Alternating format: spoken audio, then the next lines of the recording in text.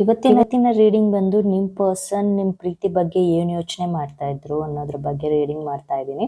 ಇದು timeless reading ಆಗಿರುತ್ತೆ. ನೀವು ಯಾವಾಗ ಬೇಕಾದರೂ ನೋಡ್ಬೋದು, ನಿಮ್ಗೆ ರೆಸೊನೇಟ್ ಆಗುತ್ತೆ. ಆ್ಯಂಡ್ ಇದು ಜನರಲ್ ರೀಡಿಂಗ್, ಪರ್ಸನಲ್ ರೀಡಿಂಗ್ ಅಲ್ಲ. ಸೊ ನಿಮಗೆ ರೆಸೊನೇಟ್ ಆಗೋದು ಮಾತ್ರ ತಗೊಳ್ಳಿ, ರಿಮೈನಿಂಗ್ ಇಗ್ನೋರ್ ಮಾಡಿ ಅಂತ ಹೇಳ್ತೀನಿ. ಆ್ಯಂಡ್ ಇದುವರೆಗೂ ಯಾರೆಲ್ಲ ಸಬ್ಸ್ಕ್ರೈಬ್ ಮಾಡಿ ಸಪೋರ್ಟ್ ಮಾಡ್ತಾ ಇದ್ದೀರಾ ಅವರೆಲ್ಲರಿಗೂ ತುಂಬ ಥ್ಯಾಂಕ್ಸ್. ಆ್ಯಂಡ್ ಯಾರು ಹೊಸದಾಗಿ ನೋಡ್ತಾ ಇದ್ದೀರಾ ಅವರು ಹೀಗೆ ಸಪೋರ್ಟ್ ಮಾಡಿ, ಲೈಕ್ ಮಾಡಿ, ಶೇರ್ ಮಾಡಿ, ಕಮೆಂಟ್ ಮಾಡಿ. ಆ್ಯಂಡ್ ಓಕೆ, ಲೇಟ್ ಮಾಡ್ತೀರಾ, ರೀಡಿಂಗ್ ಸ್ಟಾರ್ಟ್ ಮಾಡೋಣ. ಈ ರೀಡಿಂಗ್ ನೋಡೋವಾಗ ನಿಮ್ಮ ಪರ್ಸನ್ನ ಮನಸ್ಸಲ್ಲಿ ನೆನೆಸ್ಕೊಳ್ಳಿ. ಆ್ಯಂಡ್ ರೀಡಿಂಗ್ ಸ್ಟಾರ್ಟ್ ಮಾಡೋಣ. ಇಲ್ಲಿ ಬಂದಿರೋ ಕಾರ್ಡ್ಸ್ ಪ್ರಕಾರ ನಿಮ್ಮ ಪರ್ಸನ್ ತುಂಬ ಹರ್ಟ್ ಆಗಿದ್ದಾರೆ. ಮೇ ಬಿ ಅದು ನಿಮ್ಮಿಂದ ಆಗಿರ್ಬೋದು ಅಥವಾ ಅವ್ರಿಗಿರೋ ಸಿಚುಯೇಷನ್ಸ್, ಪರಿಸ್ಥಿತಿಯಿಂದ ಆಗಿರ್ಬೋದು. ಅವ್ರು ಹರ್ಟ್ ಆಗಿರೋದ್ರ ಬಗ್ಗೆ ಸ್ವಲ್ಪ ಜನಕ್ಕೆ ನಿಮ್ಮ ಹತ್ರ ಶೇರ್ ಕೂಡ ಮಾಡಿರ್ಬೋದು ಅವರು ಅಂತ ಅನಿಸುತ್ತೆ. ತುಂಬ ದಿನ ಆಯಿತು ನೀವು ಅವರು ಮೀಟ್ ಆಗಿ ಅಥವಾ ಮಾತಾಡಿ. ಯಾಕೋ ಏನೋ ಬೇಜಾರಿದೆ ಅವ್ರಿಗೆ, ಅದನ್ನು ಕಂಪ್ಲೀಟಾಗಿ ನಿಮ್ಮ ಹತ್ರ ಹೇಳ್ಕೊಂಡಿಲ್ಲ ಅಂತ ಅನಿಸುತ್ತೆ. ಆ್ಯಂಡ್ ಈ ಪ್ರೀತಿಯಲ್ಲಿ ಅವರೇನಾದರೂ ತಪ್ಪು ಮಾಡಿದ್ರಾ ಅಂತಲೂ ನಿಮ್ಮ ಹತ್ರ ಕೇಳಿದ್ದಾರೆ. ಆ್ಯಂಡ್ ನೀವು ಕೂಡ ಅಷ್ಟೇ, ನಿಮ್ಮದೇನಾದರೂ ತಪ್ಪಿದ್ರೆ ಕ್ಷಮಿಸಿ ಅಂತಲೂ ಹೇಳಿದ್ದೀರಾ. ಈ ಥರ ಯಾಕೆ ಆಯಿತು, ಈ ಥರ ಸಿಚುಯೇಷನ್ ಯಾಕೆ ಬಂತು ಅವ್ರ ಲೈಫಲ್ಲಿ ಅಂತ ಇದ್ರ ಬಗ್ಗೆ ತುಂಬ ಯೋಚನೆ ಮಾಡ್ತಾ ಇದ್ದಾರೆ ಅವರು. ನಿಮ್ಮಿಬ್ಬರ ಮಧ್ಯೆ ಯಾಕೆ ಈ ಮಿಸ್ಅಂಡರ್ಸ್ಟ್ಯಾಂಡಿಂಗ್ ಬಂತು, ಯಾಕೆ ನೀವಿಬ್ಬರು ಇಷ್ಟು ಟ್ರಬಲ್ ಫೇಸ್ ಮಾಡಬೇಕಾಗಿ ಬರ್ತಾ ಇದೆ ಅನ್ನೋದ್ರ ಬಗ್ಗೆ ಯೋಚನೆ ಮಾಡ್ತಾ ಇದ್ದಾರೆ. ಸ್ವಲ್ಪ ಇನ್ಸೆಕ್ಯೂರಿಟಿ ಫೀಲ್ ಆಗ್ತಾ ಇದ್ದಾರೆ. ಏನಾದರೂ ಇದು ಪ್ರೀತಿ ಅಂತ ಸ್ಟಾರ್ಟ್ ಮಾಡಿ, ನಾನೇ ಸ್ಟಾರ್ಟ್ ಮಾಡಿ, ಅವರಿಂದ ನಿಮ್ಗೆ ಏನಾದರೂ ತೊಂದರೆ ಆಗ್ತಾ ಇದೆಯಾ ಅಂತ ಫೀಲ್ ಆಗ್ತಾ ಇದ್ದಾರೆ. ಅವರಿಂದ ನಿಮಗೆ ತುಂಬ ಟ್ರಬಲ್ ಆಗ್ತಾ ಇದೆಯಾ ಅಂತ ಡೀಪಾಗಿ ಯೋಚನೆ ಮಾಡ್ತಾ ಇದ್ದಾರೆ. ಇನ್ನು ಇಲ್ಲಿ ನಿಮ್ಮ ಪರ್ಸನ್ ಏನು ಯೋಚನೆ ಮಾಡ್ತಾ ಇದ್ರು ಅಂದರೆ, ಅವ್ರ ಕೈಯಿಂದ ಏನು ಡಿಸಿಷನ್ ತಗೊಳಕ್ಕಾಗ್ತಾ ಇಲ್ಲ, ಏನು ನಿರ್ಧಾರ ತಗೊಳಕ್ಕಾಗ್ತಾ ಇಲ್ಲ, ಏನು ಆ್ಯಕ್ಷನ್ ತಗೊಳಕ್ಕಾಗ್ತಾ ಇಲ್ಲ, ಏನು ರಿಪ್ಲೈ ಕೂಡ ಅವ್ರು ಮಾಡೋಕ್ಕಾಗ್ತಾ ಇಲ್ಲ ಅಂತ ಹೇಳ್ತಾ ಇದ್ದಾರೆ. ಇದು ಸಿಚುಯೇಷನಿಂದ ಆಗಿರ್ಬೋದು ಅಥವಾ ನಿಮ್ಮ ಪ್ರೀತಿಯಿಂದ ಆಗಿರ್ಬೋದು. ನೀವು ತುಂಬ ಸಲ ಕೇಳ್ತಾ ಇದ್ದೀರಾ ರಿಪ್ಲೈ ಮಾಡಿ ಅಂತ. ಬಟ್ ಅವ್ರಿಗೆ ಅದು ಏನು ಟ್ರಬಲ್ ಆಗ್ತಾ ಇದೆ ಅಲ್ಲಿ ಅಂತ ಗೊತ್ತಿಲ್ಲ. ಅವ್ರ ಕೈಯಲ್ಲಿಲ್ಲ ಆ ಡಿಸಿಷನ್ ತಗೊಳ್ಳೋ ರೈಟ್ಸ್, ಅಥವಾ ಅವ್ರು ತಗೊಳಕ್ಕಾಗ್ತಾ ಇಲ್ಲ ಅಂತ ಅವ್ರು ಫೀಲ್ ಆಗ್ತಾ ಇದ್ದಾರೆ. ಅದನ್ನೇ ಅವರು ಹೇಳ್ತಾ ಇದ್ದಾರೆ. ನೀವು ಪದೇ ಪದೇ ಕೇಳ್ತಾ ಇದ್ದೀರಾ, ಬಟ್ ಅವ್ರಿಗೆ ಅದನ್ನೇ ಆನ್ಸರ್ ಕೊಡೋಕ್ಕಾಗ್ತಾ ಇಲ್ಲ ಅಂತ ಹೇಳ್ತಾ ಇದ್ದಾರೆ. ಆದರೆ ಅವ್ರು ನಿಮ್ಮನ್ನು ತುಂಬ ಇಷ್ಟಪಡ್ತಾ ಇದ್ದೀನಿ ಅಂತಲೂ ಹೇಳ್ತಾ ಇದ್ದಾರೆ. ಇವಾಗ ಅವ್ರು ಇರೋ ಸಿಚುಯೇಷನ್ ಸ್ವಲ್ಪ ಜನಕ್ಕೆ ಗೊತ್ತಿದೆ. ಆ ಸಿಚುಯೇಷನಿಂದ ಅವ್ರು ಎಷ್ಟು ಫೈಟ್ ಮಾಡ್ತಾ ಇದ್ದಾರೆ ಅನ್ನೋದು ನಿಮಗೆ ಗೊತ್ತಿದೆ. ಬಟ್ ಸ್ಟಿಲ್ ನಿಮಗೆ ಏನಂದರೆ ಭಯ, ಇನ್ ಕೇಸ್ ಅವ್ರು ದೂರ ಆಗಿಬಿಟ್ರೆ ಅನ್ನೋ ಭಯಕ್ಕೆ ನೀವು ಅವ್ರನ್ನ ಫೋರ್ಸ್ ಮಾಡ್ತಾ ಇದ್ದೀರಾ. ಅದು ಅವ್ರಿಗೆ ತುಂಬ ಟ್ರಬಲ್ ಆಗ್ತಾ ಇದೆ ಅಂತ ಕಾಣಿಸ್ತಾ ಇದೆ. ಆ್ಯಂಡ್ ಇನ್ನು ಸ್ವಲ್ಪ ಜನ ಹೊರಗಡೆ ಹೋಗೋದ್ರ ಬಗ್ಗೆ ಅಥವಾ ಮದುವೆ ಆಗೋದ್ರ ಬಗ್ಗೆ ಎಲ್ಲ ಪ್ಲ್ಯಾನ್ಸ್ ಮಾಡ್ಕೊಳ್ತೀರಾ. ಬಟ್ ಅದು ತುಂಬ ಸಲ ಫೈಲ್ ಆಗೋದಿಲ್ಲ ಆ ಕೆಲಸ. ತುಂಬ ಸಲ ಪ್ಲ್ಯಾನ್ ಮಾಡ್ತೀರಾ, ಮತ್ತೆ ಅದು ಆಗೋದಿಲ್ಲ, ಆ ಥರ ಆಗ್ತಾ ಇದೆ. ಈ ಥರ ಕ್ಯಾನ್ಸಲ್ ಆದಾಗೆಲ್ಲ ಅವರು ನಿಮಗೆ ಸಾರಿ ಹೇಳ್ತಾರೆ. ನೆಕ್ಸ್ಟ್ ಟೈಮ್ ಈ ಥರ ಆಗದೆ ಇರೋ ಥರ ನೋಡ್ಕೊಳ್ತೀನಿ ಅಂತಲೂ ಹೇಳಿದ್ದಾರೆ.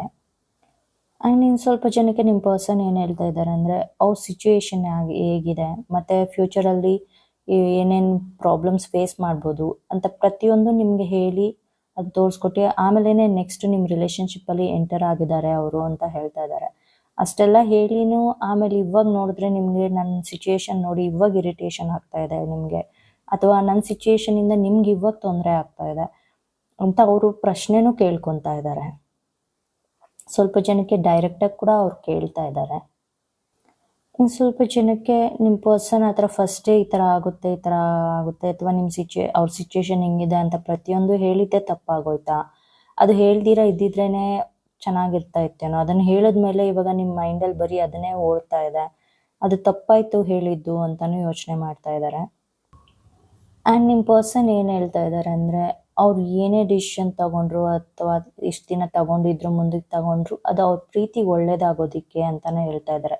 ಅವ್ರು ಏನೇ ಒಂದು ಸ್ಟೆಪ್ ತಗೊಂಡ್ರು ಅಥವಾ ಅವ್ರೇನಾದರೂ ಕಂಟ್ರೋಲಲ್ಲಿ ಅವ್ರು ಇದ್ರೂ ಅಥವಾ ನಿಮ್ಮನ್ನು ಅವಾಯ್ಡ್ ಮಾಡೋದು ಏನೇ ಆಗಿರಲಿ, ಅದು ನಿಮ್ಮ ಪ್ರೀತಿಗೆ ಒಳ್ಳೇದಾಗೋದಕ್ಕೆ ಇವಾಗ ಸದ್ಯಕ್ಕೆ ಮಾಡ್ತಾ ಇದ್ದೀನಿ ಅಂತ ಹೇಳ್ತಾ ಇದ್ದಾರೆ. ಆ್ಯಂಡ್ ನಿಮ್ಮ ಪರ್ಸನ್ ಹೇಳ್ತಾ ಇದ್ದಾರೆ, ನೀವು ಎಷ್ಟೊಂದು ಸಲ ಅವ್ರನ್ನ ಅವಾಯ್ಡ್ ಮಾಡಿದ್ದೀರಾ, ಬ್ಲಾಕ್ ಮಾಡಿದ್ದೀರಾ. ಮತ್ತೆ ನೀವು ಅವ್ರ ಜೊತೆ ಮಾತಾಡೋದಕ್ಕೆ ಸ್ಟಾರ್ಟ್ ಮಾಡಿದಾಗ ಅವ್ರು ಅದನ್ನೆಲ್ಲ ಏನು ಮನಸ್ಸಲ್ಲಿ ಇಟ್ಕೊಳ್ತೀರಾ, ನೆನಪಲ್ಲಿ ಇಟ್ಕೊಳ್ತೀರಾ, ನಿಮ್ಗೆ ಹರ್ಟ್ ಮಾಡೋದು ಅವ್ರಿಗೆ ಇಷ್ಟ ಇಲ್ದಿರ ಮುಂಚೆ ಎಲ್ಲ ಹೇಗೆ ನಿಮ್ಮ ಜೊತೆ ಇದ್ದರು, ಹೇಗೆ ಮಾತಾಡ್ತಾ ಇದ್ರೋ ಹಾಗೆ ಮಾತಾಡಿದ್ದೀನಿ, ನಿಮಗೆ ನೋವು ಕೊಡೋದಕ್ಕೆ ಇಷ್ಟ ಇಲ್ಲ ನನಗೆ ಅಂತ ಹೇಳ್ತಾ ಇದ್ದಾರೆ. ಬಟ್ ನೀವು ಮಾತ್ರ ಅವ್ರನ್ನ ಪದೇ ಪದೇ ನೋವು ಕೊಡ್ತಾ ಇರ್ತೀರಾ ಅಂತ ಹೇಳ್ತಾ ಇದ್ದಾರೆ. ಮರ್ಯಾದೆನೇ ಇಲ್ದಿರೋ ಥರ ಅವ್ರನ್ನ ಮಾತಾಡ್ಸೋದಾಗ್ಲಿ, ಬಿಹೇವ್ ಮಾಡೋದಾಗ್ಲಿ ಆ ಥರ ಮಾಡ್ತೀರಾ ಅಂತ ಹೇಳ್ತಾ ಇದ್ದಾರೆ. ನೀವು ಆ ಥರ ಬಿಹೇವ್ ಮಾಡಿದಾಗೆಲ್ಲ ಅವ್ರಿಗೆ ತುಂಬ ಹರ್ಟ್ ಆಗುತ್ತೆ. ಬಟ್ ಅವ್ರು ನಿಮ್ಮ ಹತ್ರ ತೋರಿಸ್ಕೊಳ್ತಾ ಇಲ್ಲ, ಅದನ್ನು ನಗುಮುಖದಿಂದ ಸ್ವೀಕರಿಸ್ತಾರೆ. ಆ್ಯಂಡ್ ಅಥವಾ ಅವ್ರು ಮತ್ತೆ ರಿಯಾಕ್ಟ್ ಮಾಡಿದ್ರೆ ಎಲ್ಲಿ ನೀವು ಬೇಜಾರು ಮಾಡ್ಕೊಳ್ತೀರಾ ಅಂತಲೂ ಅವ್ರು ಆ ನೋವನ್ನ ಅವರೇ ಮನಸ್ಸಲ್ಲಿ ಇಟ್ಕೊಳ್ತಾರೆ. ಬಟ್ ಓಪನ್ ಆಗಿ ಹೇಳಬೇಕಂದ್ರೆ ಅದರಿಂದ ಅವ್ರಿಗೆ ತುಂಬ ಅವಮಾನ ಅಥವಾ ನೋವಾಗುತ್ತೆ ಅಂತ ಹೇಳ್ತಾ ಇದ್ದಾರೆ ಅವರು. ಸ್ವಲ್ಪ ಜನಕ್ಕೆ ಏನು ಪ್ರಾಬ್ಲಮ್ ಆಗ್ತಾ ಇದೆ ಅಂದರೆ ಥರ್ಡ್ ಪಾರ್ಟಿ ಸಿಚುಯೇಷನಿಂದ ಹೊರಗಡೆ ಬರೋದೇ ಅವ್ರಿಗೊಂದು ಬಿಗ್ ಚಾಲೆಂಜ್ ಆಗಿದೆ ಅಂತ ಹೇಳ್ಬೋದು.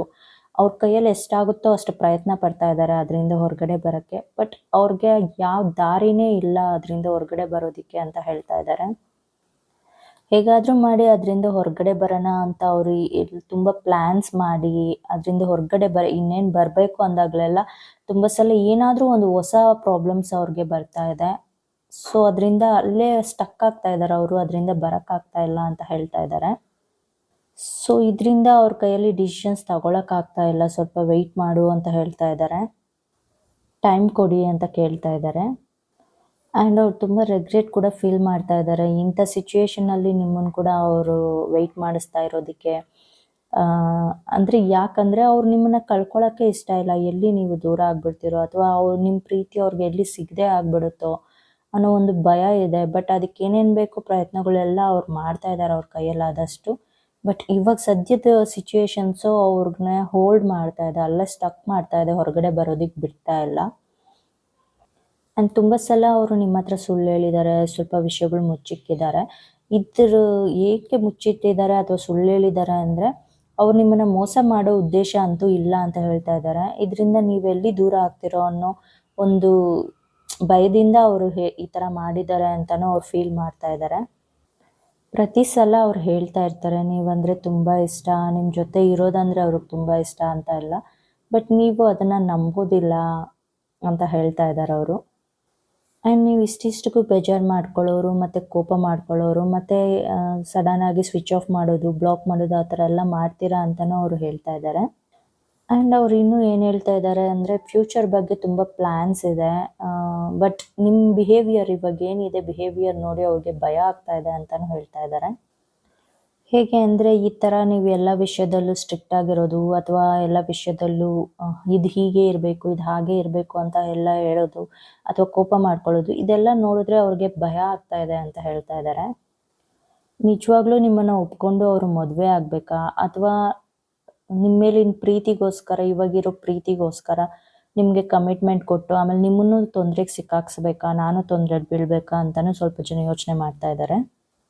ಕೆಲವೊಂದು ಸಲ ಪ್ರೀತಿಯಲ್ಲಿ ನೀವು ತುಂಬ ಚೆನ್ನಾಗಿರ್ತೀರ, ತುಂಬ ತಾಳ್ಮೆಯಿಂದ ಇರ್ತೀರ.